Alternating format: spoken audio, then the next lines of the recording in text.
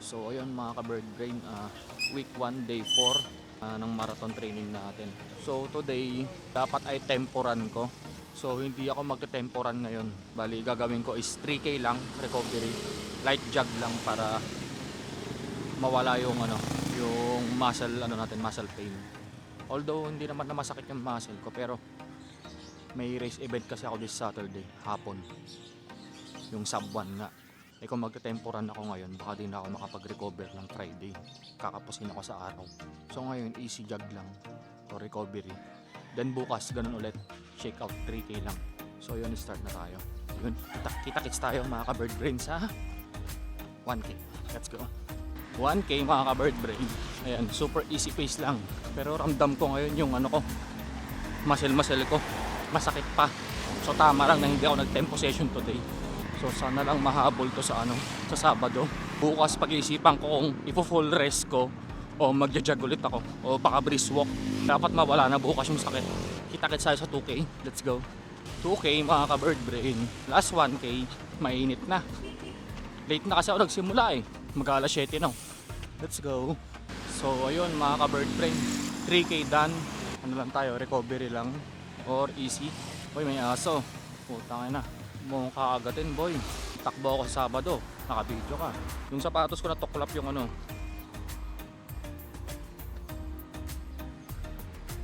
Matagal ko na kasing hindi ginagamit to. Kung mapapansin nyo, nakatahi rin yan. Ayun o, nakatahi. Kasi nung na-stack up to, bigla siya natuklap. Di ba alam nyo naman yung mga, usually yung mga sapatos, rubber shoes o running shoes, pag na-stack na matagal, natutuklap yung dikit. Then dinikit ko siya. Then trinay ko ulit itakbo, natuklap ulit. So sabi ko patahi ko na lang. Total gagawin ko lang naman ng pang mga ganito, easy. So siguro pang tempo, recovery. Hindi ko na kasi ginagamit ko sa race. So later ididikit natin yung natuklap para maganda pa rin gamitin.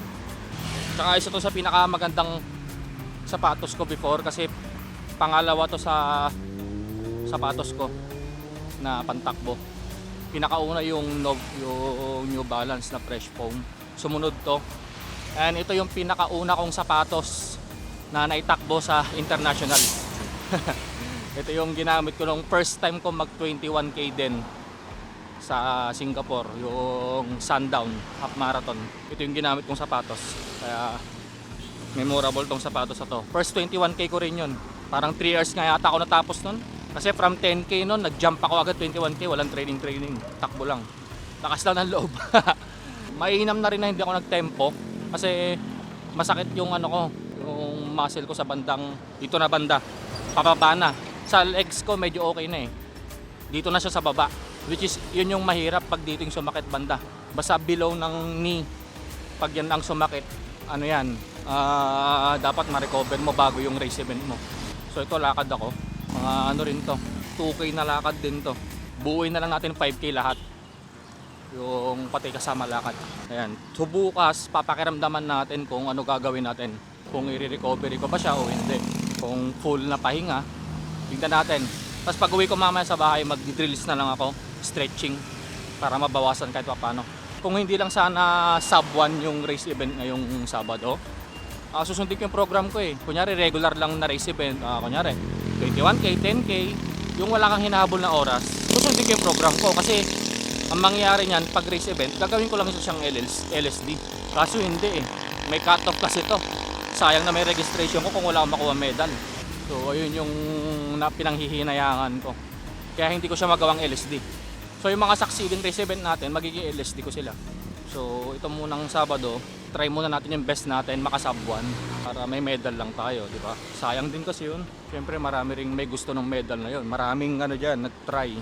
And ako before, rin ako noon first time ko makapag sub 1. Sobrang saya sa pakiramdam. Kaya isa yun sa parang competitive na event. Maraming sasali doon ng mga elite for sure. Lagi naman. And sa Vermosa, given na mahirap ang ruta dyan. Mukha lang siyang patag pero medyo ahon din dyan sa makunat kumbaga. Makunat yung dyan ruta dyan sa Vermosa, parang nakataras. Okay na ako doon, makasub 1 lang ako. Kahit di naman tayo mag-PPR dyan eh. Sub 1 lang. Okay na ako doon. Medal lang habol ko. Then balik tayo sa routine natin sa program. Ito na lang talaga ang ko. Sana makarecover talaga ako. Kasi pag daw nakarecover, pahirapan tayo mag sub 1 nito sa Sabado. Tingin ko kaya naman, pero alam mo yon, ayoko kasi yung saktuhan eh. Mahirap yung gano'n, yung saktuhan ka lang, mabibitin ka. Mamaya mabitin ka sa ahon, patay ka. Although di naman sobrang ahon, pero makunat talaga doon, elevated yung kalsada. Diretso, ulit tayo, bili ng gulay, ilutuin natin ang tanghalian. So kayo mga ka-bird brain, anong goal nyo this year? Anong target nyo?